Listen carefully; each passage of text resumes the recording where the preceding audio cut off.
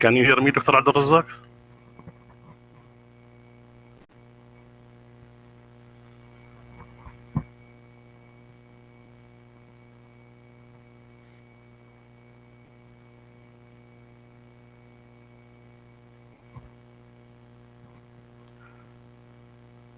Dr. Abdirazak, can you hear me?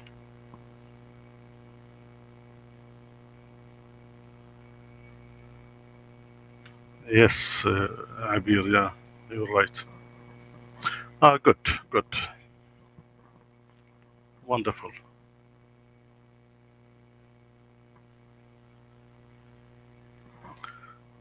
Feel free, Brother Abdirazak, take your time.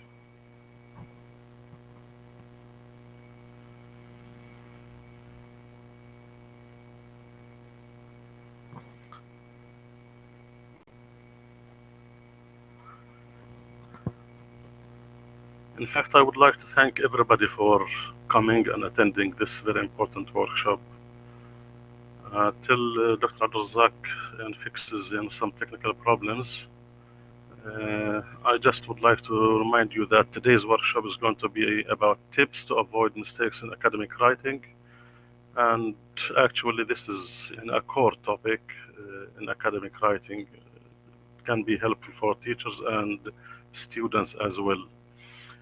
Next week, we'll have our last workshop for this semester.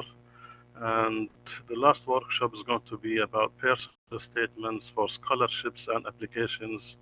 And inshallah, it's going to be presented by Dr. Rawan Saati, the director at the girls section.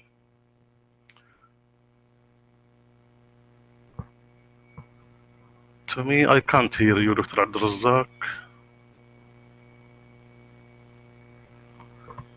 Thank you, Abir.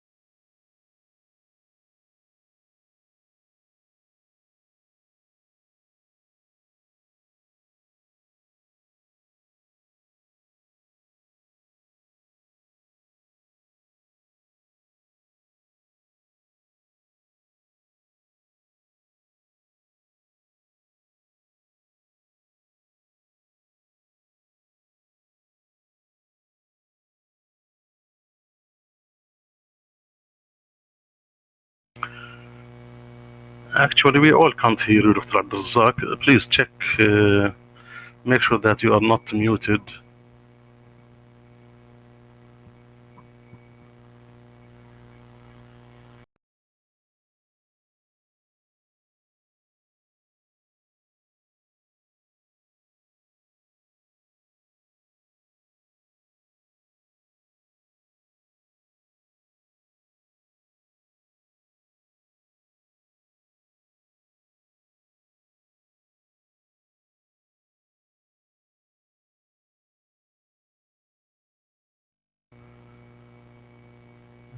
I can see your network connection, Dr. Abdirazak.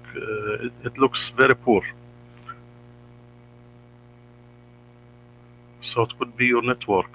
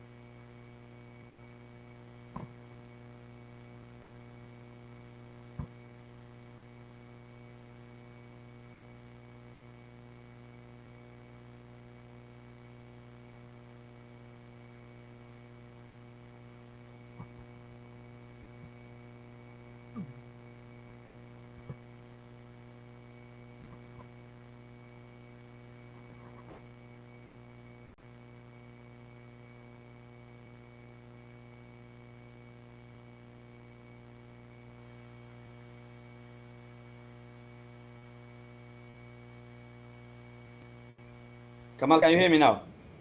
Yes, yes. Oh, Alhamdulillah. Okay. Great. Alhamdulillah. Okay. It's too And cold. crystal clear.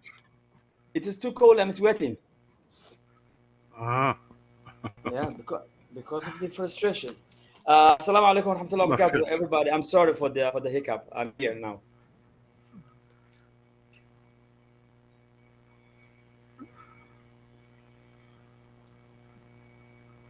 Kamal, do you want me to go ahead and start, or you want to introduce the session after? Yes, yes, yes. Actually, I hope that you're going to enjoy this excellent presentation presented by Dr. Abdirazak. If you remember, he presented something before, and we were all impressed by his first presentation.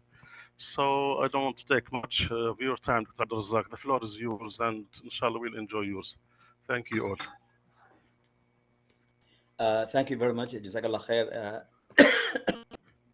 Thank you for inviting me and giving me the opportunity to share whatever I could find out as few tips related to the topic with my colleagues and probably our research students. I'm not sure.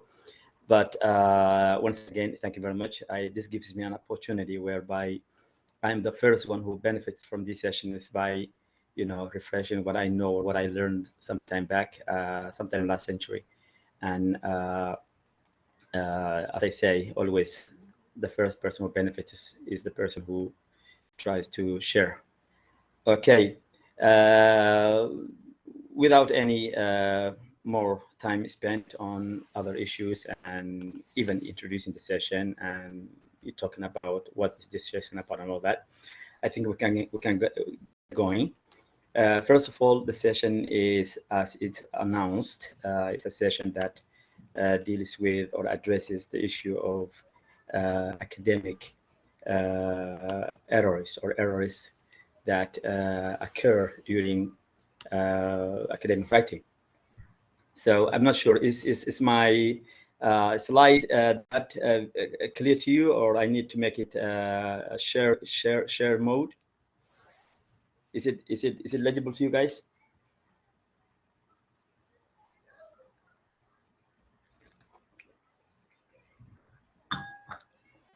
Okay, so I think that means, let me just check. I'm not good at multitasking. Okay, so we'll continue with this mode, inshallah. Okay, so as it says, it is about avoiding common academic errors and how to avoid them. Uh, Previously, when I committed to take this session from Kamal and from the AWC, I had an impression that it is going to be a very light session. But after reading and looking around and trying to find relevant content, I found out that a session is not enough to deal with this issue because my understanding is that this is the work of editors uh, to be discussed here and said what, just like asking the question, what errors do editors deal with? You can imagine. So my approach to the session will be share with you my some of the areas that I think uh, are the areas that we have to pay attention to, and more or less without a discussion, I think I will be just sharing the slides with you and showing to you, and then maybe moving on. So first of all, I'm not comfortable with this current session. Okay, so surveys done looked at the issues that people who academically uh, produce, books and research articles and essays. Their view were solicited, and this is some of the results that came up in those surveys, whereby as you see, most of the people, they consider the area of the usage of incorrect verb usage is most serious issue. Other topics that come under it, as you can see it yourself. But all these areas are areas that if the researcher, if the student academic, the student who is doing his academic writing does not pay attention to these issues, whereby uh, all these areas are very serious issues, serious areas that they're very likely that the students will be making mistakes. So if you look at the topics here, we see what we call writing conventions, areas to be looked at. We know that these conventions include how, tenses are used, uh, the usage of voice, how numbers are rendered, contractions, italics, abbreviations, pronouns. All these areas are areas that when someone is producing an academic material, that they need to look at these areas and make sure those areas meet the requirement. What to avoid, if that's the question? I think almost in every area there is the likelihood that there will be issues and errors. So in the writing conventions, as I just said, uh, pronouns will be an issue, tenses, whether to use, active, passive voice, how contractions are rendered, are they formal, not formal, can they be used in academic writing, what to be italicized, abbreviations, what are acceptable, what are not acceptable. All these areas, there are areas where errors occur.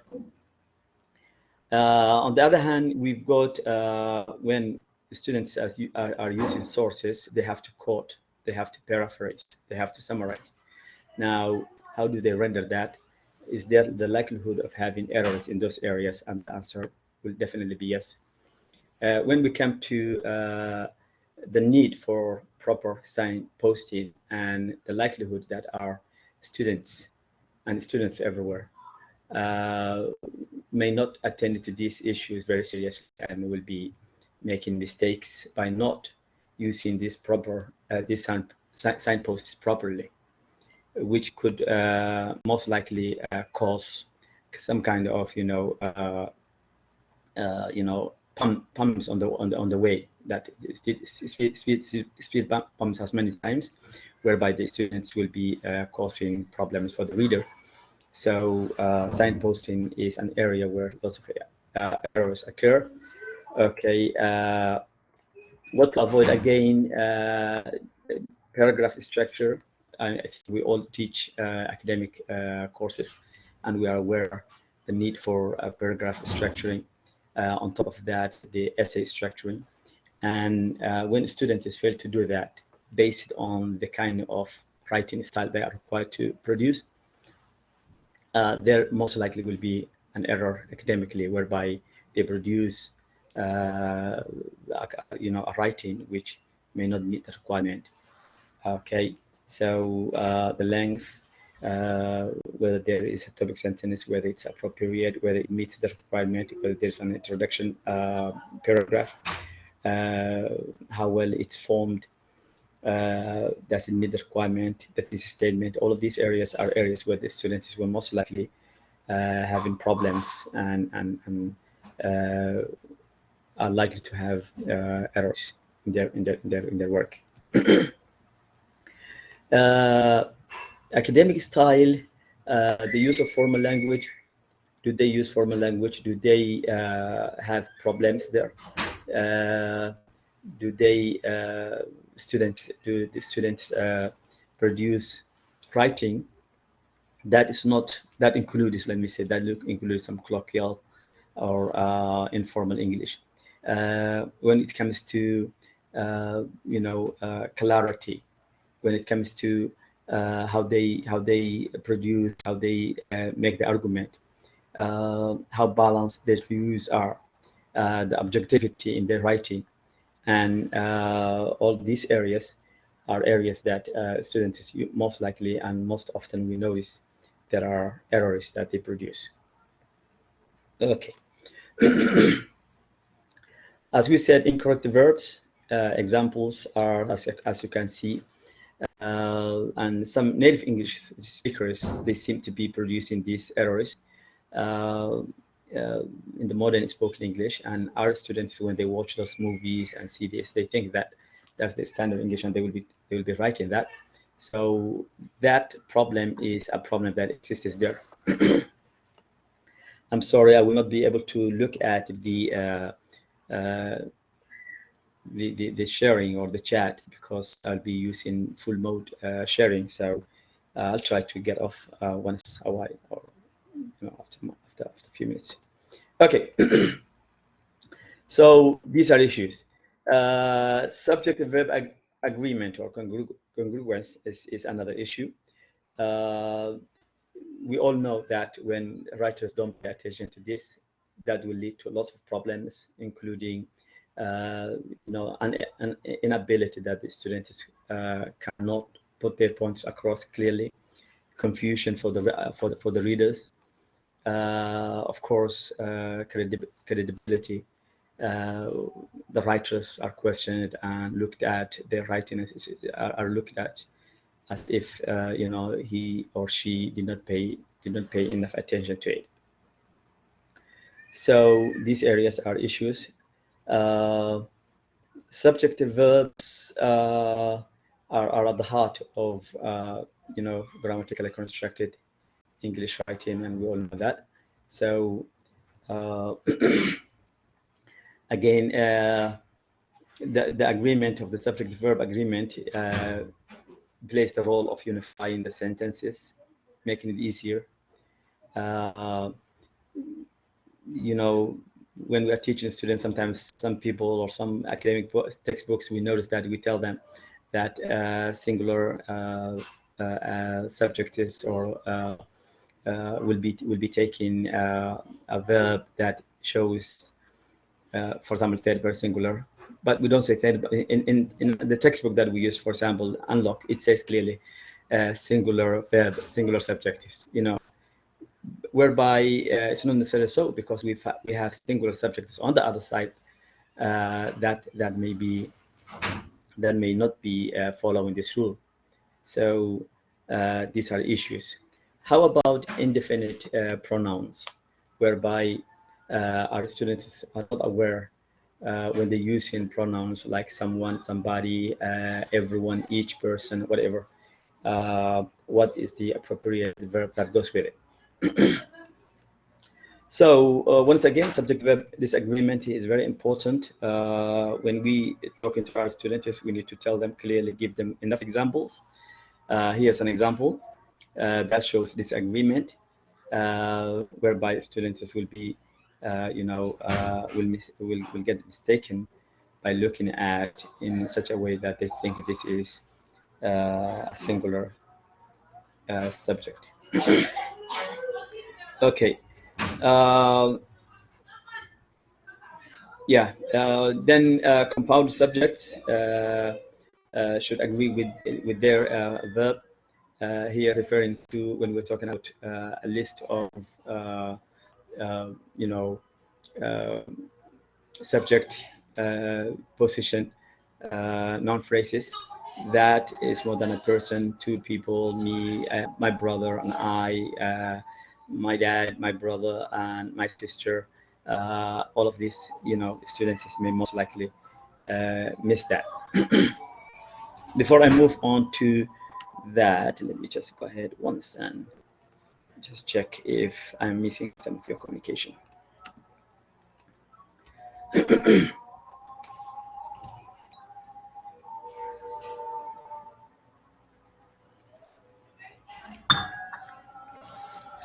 Okay.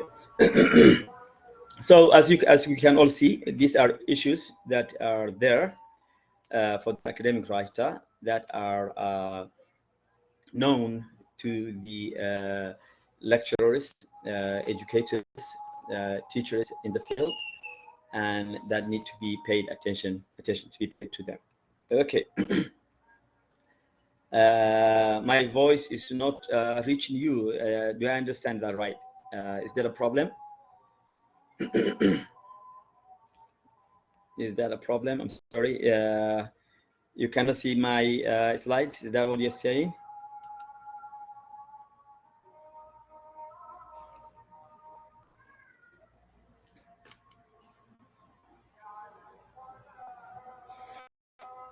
Okay.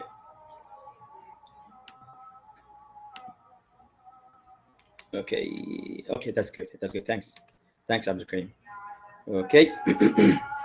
So uh, going back to the what I was saying, punctuation is an area, and we all teach language. We all teach academic courses.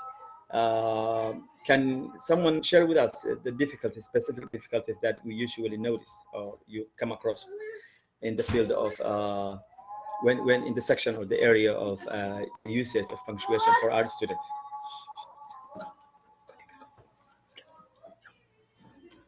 Yeah, share with me if you can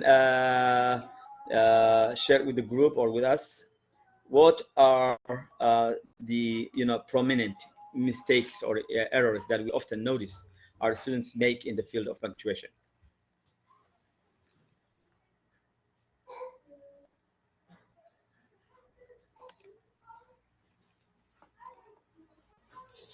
Definitely.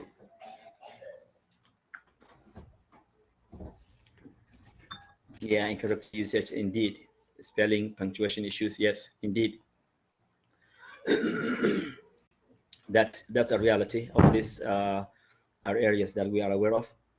I would like to add to that, thank you very much. More or less, I have the same things here, but I would like to add to that my observation or what I noticed as a teacher of these courses, whereby I noticed, come on, whereby I noticed that our students, Arabic speakers, tend to use sometimes or most of the time, unless we are very rigorously teaching them or making sure that they don't repeat this mistake, they use the comma as a full stop to separate sentences. To the extent that when we bring that to their notice, they tend to be baffled and hard to understand sometimes why is that an issue.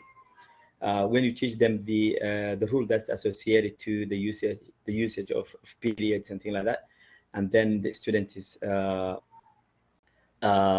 try to understand part of it, then you'll find them again using a comma and then you put in a capital letter in the first word of the following sentence.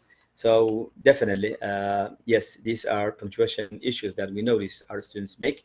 But again, we are aware of the reality that native English speakers all over the world make these mistakes too. Okay, so quotations, rendering quotation marks is an area whereby how those quotation marks are rendered, used is very important. So we need to draw our students' attention that the usage of quotation marks, is for a purpose. The text that we are taking as it is, the fact that we are drawing our attention or the reader's attention to an important word or phrase, a technical term that's used for the first time, things like that. Students need to understand that there's a reason and function that these quotation marks are supposed to be performing. Okay, quotation marks, all the forms of quotation marks. We've got what they call running quotes, quotes within other quotations or quotes, quotes that are separated by block texts. Different quotation styles are existing, and this is a reality that we know. So most likely, students is the research level or PhD level, maybe masters when they're doing the dissertation, thing like that. That they know they understand the importance of following style, and then making sure that they understand what is style and what is the requirement by that style for rendering the quotation marks. Now, as we said, commas are big issue. Okay, so many people, academic writing, they misplace it or use it incorrectly. They sometimes are left out when they were supposed to be used. Yeah, so these are issues that exist. Okay, when it comes to, okay, again, comma, and then the splices and the problems it causes and how to fix when people or the writers use this comma thinking that it's connecting to different clauses or to different sentences that were supposed to be joined by a conjunction or separated by an appropriate punctuation. Students tend to use this. Okay, so here are a couple of examples that I got for you that we may share with our students. Okay, the need of our students need to understand that we either use full stop or conjunction, or sometimes maybe in a more advanced research level, a semicolon to separate clauses that don't have conjunction in them. Okay, they never meet. These guys, they never meet unless they have a semicolon that brings these two guys together. Okay, so as it says, we can fix the issue of the splices and other misuse of comma with full stop or conjunction or semicolon. Okay, how writers render the use of these abbreviations is another area where all academic writing teachers will let you know or will share with you or talk about the fact that the students tend to make mistakes or errors in this area as many times. So our students need to understand that there's these two terms. They are not synonymous. They cannot be used interchangeably. Yeah. So our students need to understand that they mean different things and use different structures and represent different things.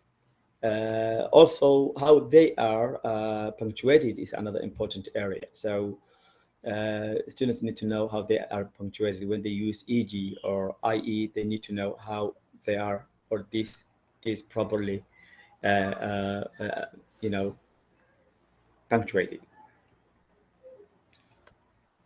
Okay. Okay. Okay.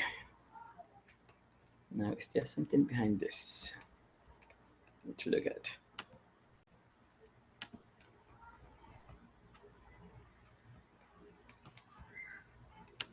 Excuse me. Okay. So this is another area where our students tend to make mistakes by getting confused or making errors using the wrong word just because it sounds or looks like the other one. Yeah, or when they are homophones whereby they look different, but they have that shared area of meaning, So a student needs to understand that the meaning and use of both pairs is essential to be known, and they need to know when to use what and to avoid what. Example that we can give in this area, we can draw our students' attention to include in the area of homonyms these words here that I listed, and are listed by almost every academic writing platform.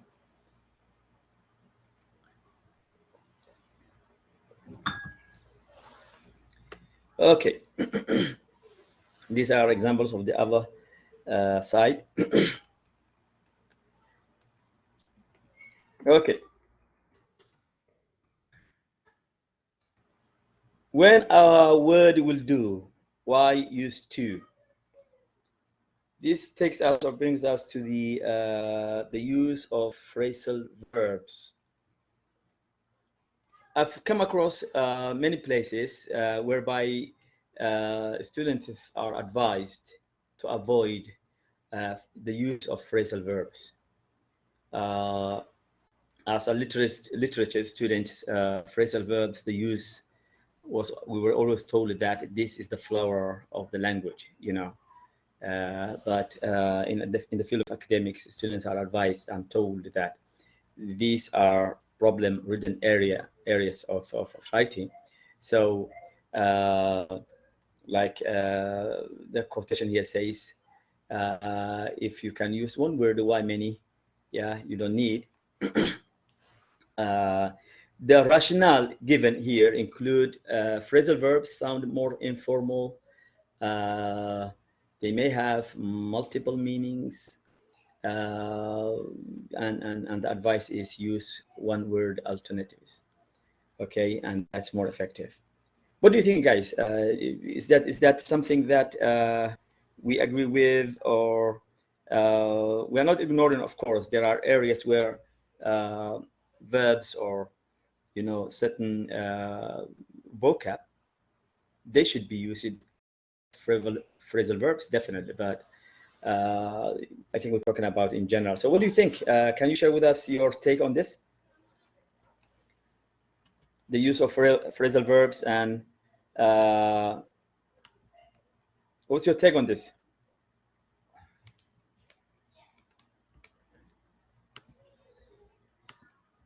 It looks like I have succeeded at what I'm good at, which is usually put the people to sleep. So looks like I put you to sleep, guys. I'm good at that. I didn't mean to do that, but I'm good at it. So I'm sorry about that. Long day, uh, highly well prepared. You can understand. So cut me a slack, please. Some slack. Yeah. So what do you think? If you're still there, if you can hear me, can you all hear me, or something? Something went wrong. Okay. Yes, Abir. I noticed that you hate it. Okay. Yeah. Thank you for sharing that. Thank you. Thank you, everyone. Okay. So it looks like phrasal verbs is a problem area for students, and as we noticed that the advice goes as stay away from it. Don't use it. Yeah, stay away from it. Don't make use of them because they can lead to confusion and things like that. Okay. Okay, I still have it. Okay, so these verbs, phrasal verbs, we need to avoid. Here are certain cases where we often notice that they are used in academic texts. We carry it out.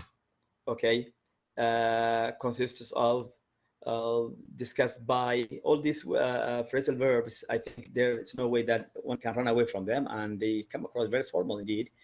But it looks like we are discouraging our students to use more of those the phrasal verbs. Okay. The advice is go to one word synonym that gives you or does the work for you rather than use phrasal verb. So go together, accounted for, brought about. Don't use words that are that are one word synonyms that can take care of that. Is the advice that goes to the students. Okay. So cut out has so many meanings, so many meanings. Okay, so even though that the context could be clear enough for the reader, there is also always the possibility of someone taking a few seconds to decide what does the right mean here by using this phrasal verb. Okay. Verb tense consistency. This refers to, as we all know, refers to the when students are producing text or writing a paragraph or essay, whatever that is. We want them to make sure that there's an awareness of the tense that they are making use of and how it's appropriate enough, and they don't go all over the place and throw everything in. Rather, they should have clear understanding that they are either writing in the present simple or present and past together, because there's a background information, there is information that may be historical, narrative content that is relevant to the use of past tense, but also the need maybe sometimes. For example, today I was teaching my students about a business, the business history of Google, for example, reading a unit that we have. And it is very important that we are aware that when they are talking about a business, and especially when the business it's not a bankrupt business that's not out of business, it's here and it's doing business still and has a history, there will be movement from different tenses, and sometimes even predicting and talking about the future. So that taken into consideration, what we are talking about here is that the students should have clear understanding that their ideas are rendered in such a way that the tense is consistent. Yeah. Academic writers often start a sentence in one tense and end the sentence in another. Okay, that's very much possible. We know this, especially when our students are language learners. Okay, look at this sentence. Sometimes a shift in a tense is appropriate, like this one here. She wanted to tell me the things she got from the mall. Okay, where these two verbs are both appropriate. But there is the possibility that the students may make mistakes like the following, where we drove in a dark mountainous path, but you know what happened? This guy is so terrified. Yeah, that's how we speak sometimes, but our students need to know that they are producing a work of academic text, and they need to understand that they should have a focus in their usage of the fifth tense. Yeah. Okay. Okay. So when these errors occur in our students' writing, address those. How do our students handle them or deal with those issues? Okay. Sometimes, for example, most likely language teachers, people who produce academic writing, can notice those mistakes and errors and deal with them. But the challenging thing is when you notice them, sometimes you are the one who wrote this and you are happy with what you put together and your output, and you may overlook. So it's very much likely that that happens so often, even though that if proofreading skills are applied in such a way that errors are looked for or caught, then this can be dealt with. But our students, do they have that skill? Do they, first of all, can they notice, can they find out? And number two, what help is available to them, or how can we train them to look for those mistakes and deal with them? So one advice, as we all know, is to seek peer input or peer evaluation, peer proofreading, whereby even a family member, when they read it for you, they're most likely they're not you who wrote it. They can easily find out if there are errors, spelling related, punctuation related, verb, subject verb disagreement, quotation, any issues that we here touched on, most likely we can get the help.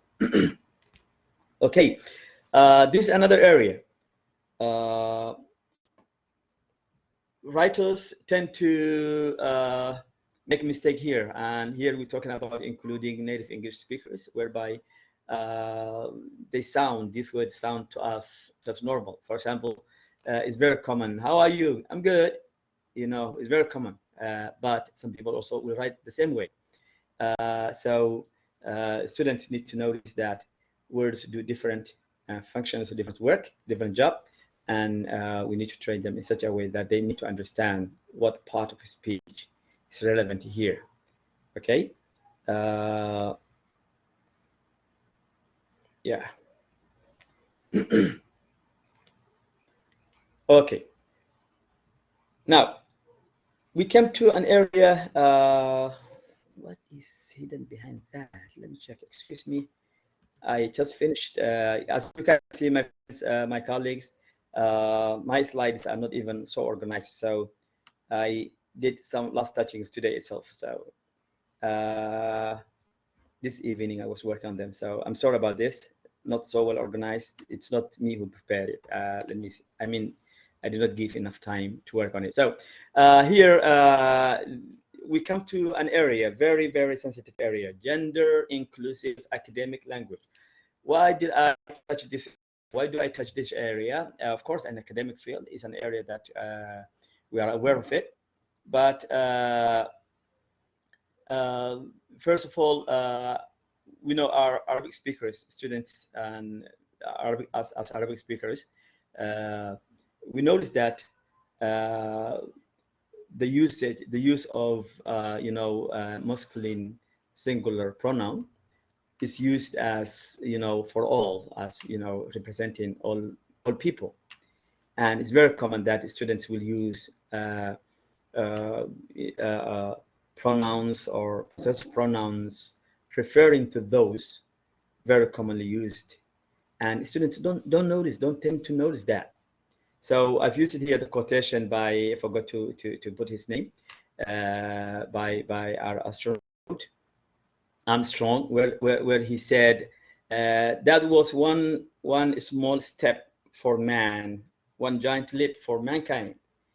And as we know, that even though that was something to be proud of, that led to rebellion from our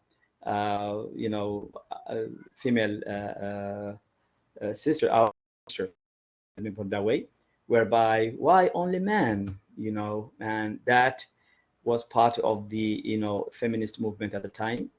And it's very relevant quotation that led to all the words that we know. Mailman changed to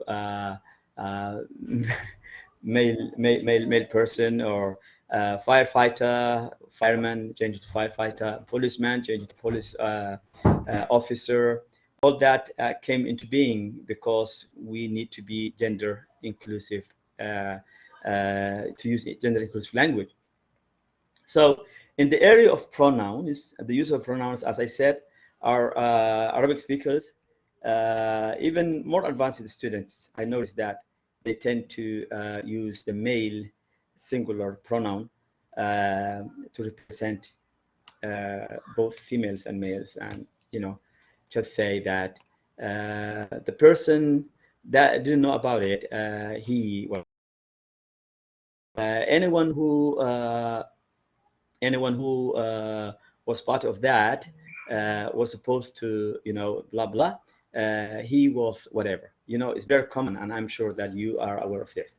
Let me have your take on this. What do you think? How problematic is this area for us before we go to here the upcoming day?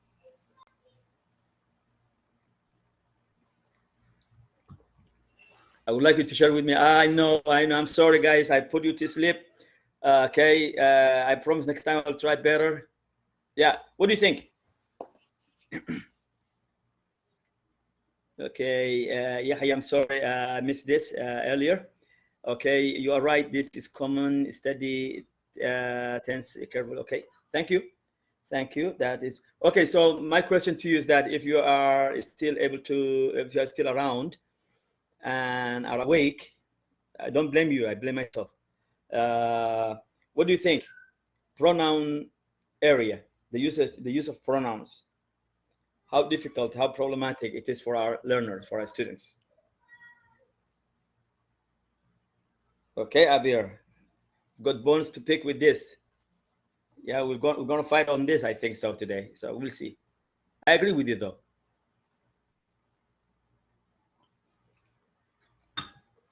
I'm just asking in general. What do we take? What's our take on the issue of the pronouns? Is it a problematic area for our students or not? Do you notice that? And how much effort needs to be put in to deal with that issue in your teaching? Of course, I'm talking about.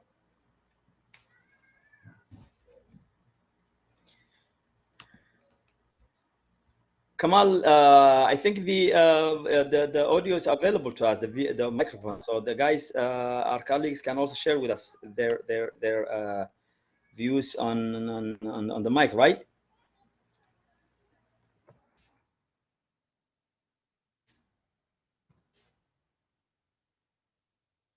Okay.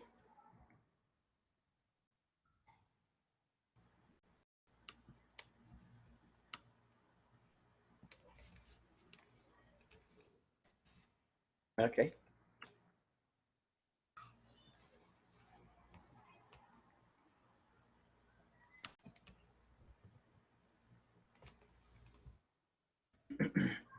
He and she is very rare. Okay.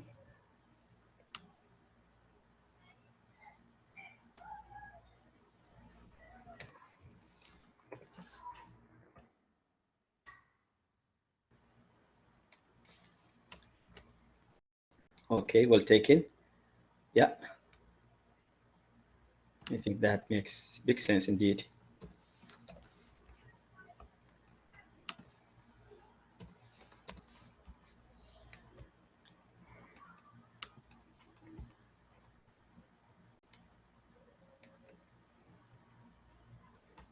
Oh, I see, Rowan.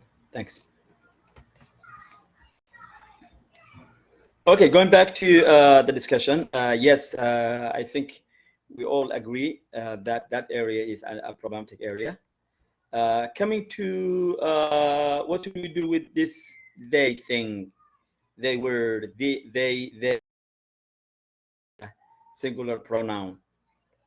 So sharing this again in full mode.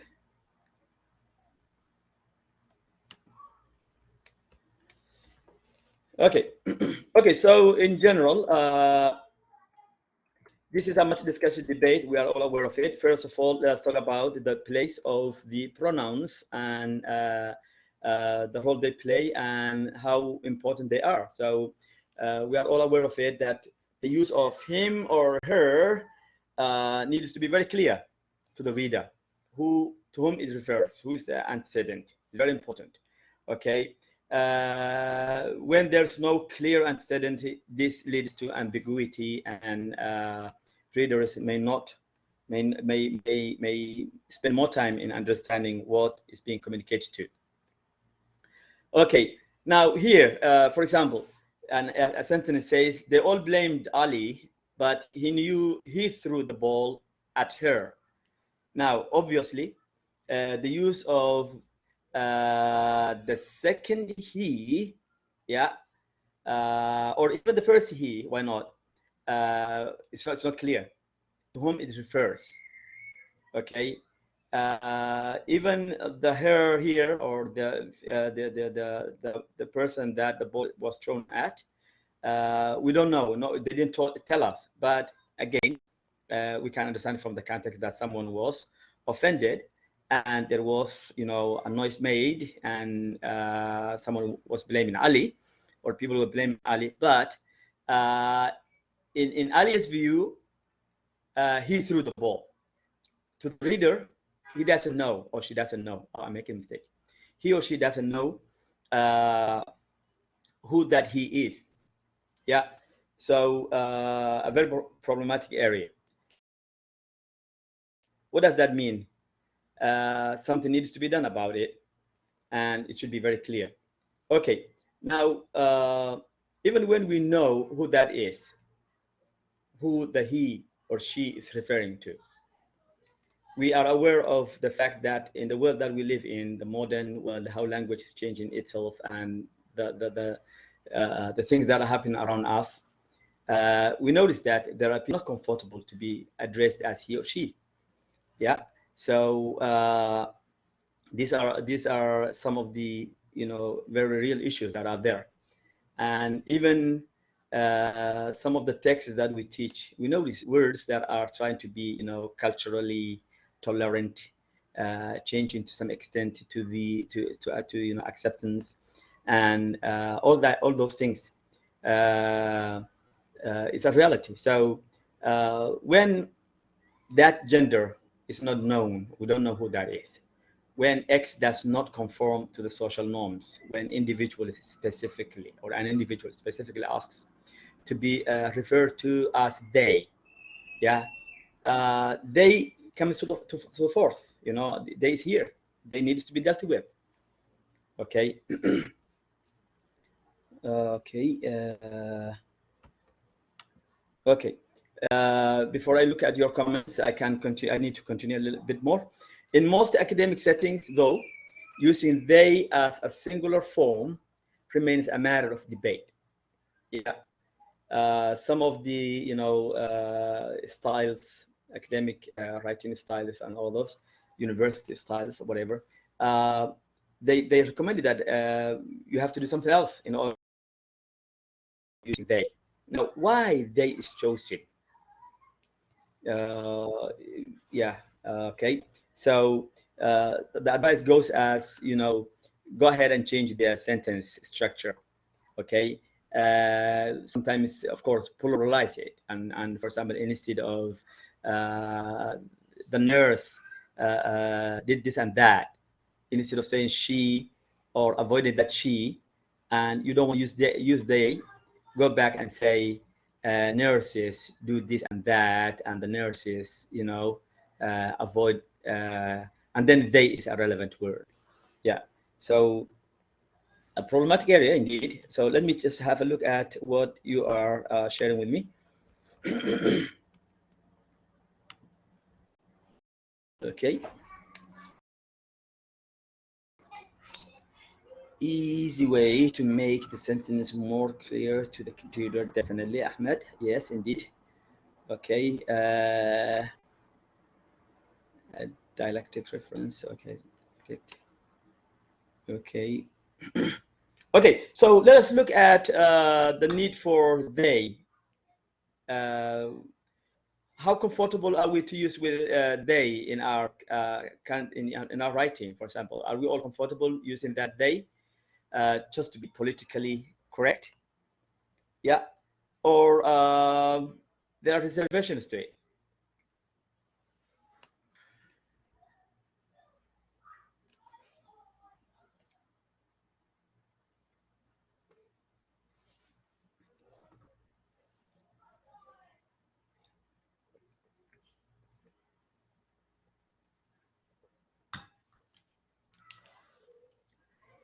Hey, colleagues, do you hear me? No, God, nothing to do with you, sir. You are so boring. Okay, then let me just complete it. Let me just get you going out of here. Okay. Okay.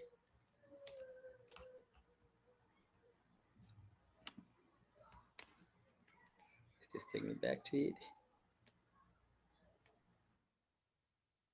Okay, let's just see it. Okay. So as I said, there is an issue. It's an area where there are lots of issues surrounding it, and from the academic perspective, there are reasons why it's being proposed to be used.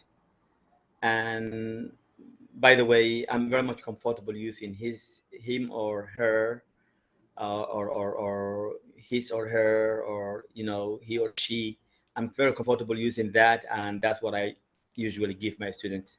Now, the people in the profession will make the argument that, for example, if you have a text where these subjects or these objectives keep recurring, uh, your text will show so much him, her, his, hers, whatever, that will keep recurring, and that will look kind of awful content.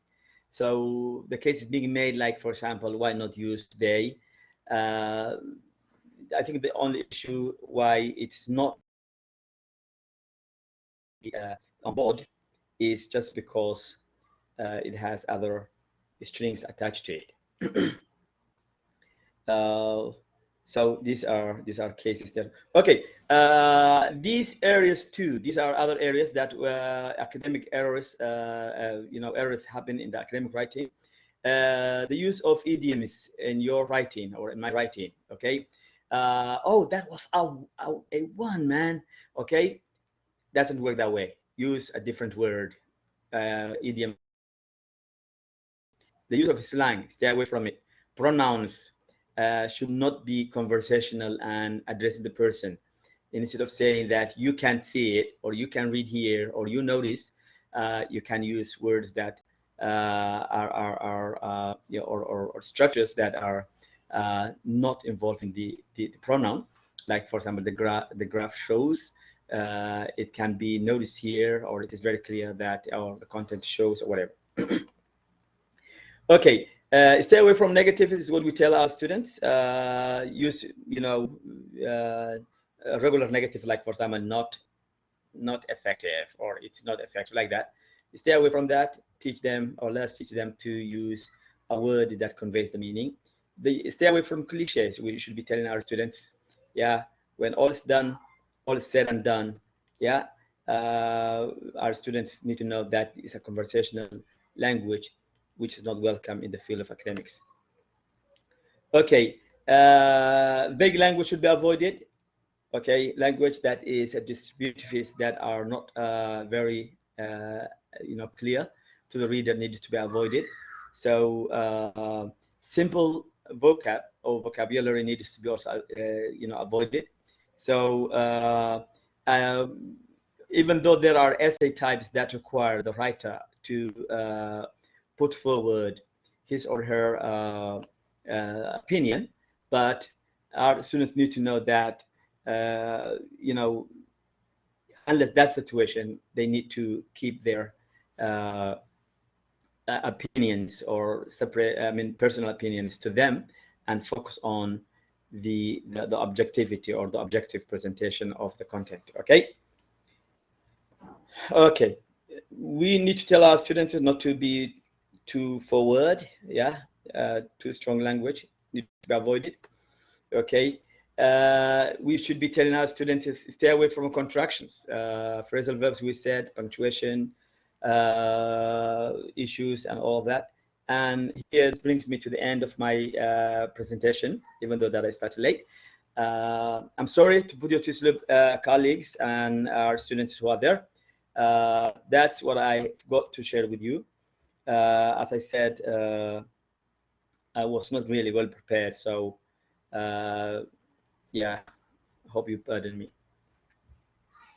Thank you. Any questions you think that I can't answer? Okay, thank you, Dr. Abdirazak, for the great presentation, as we always expect you to do, mashallah. Ladies and gentlemen, if you have any questions, you can use the chat box, or you can use your microphones to ask Dr. Abdirazak.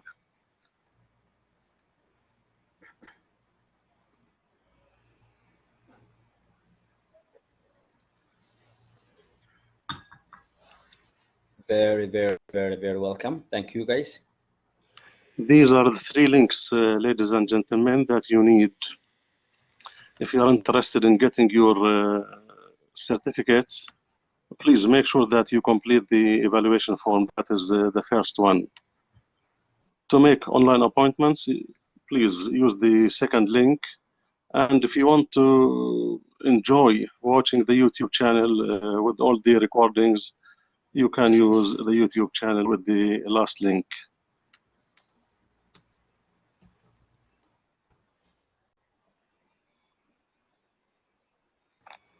Thank you, Nazmi. Thank you, everybody. I really, once again, I would like, or I hope that I will do better than this. Kamal, thank you very much for your kind words. But I know this is not my best. So sorry about that. You did a great job, as usual. Thank you very much, Dr. Abdirazak, and thank you, everybody, for your attendance and participation and interaction. Please make sure that you complete the evaluation form before you leave. Thank you all.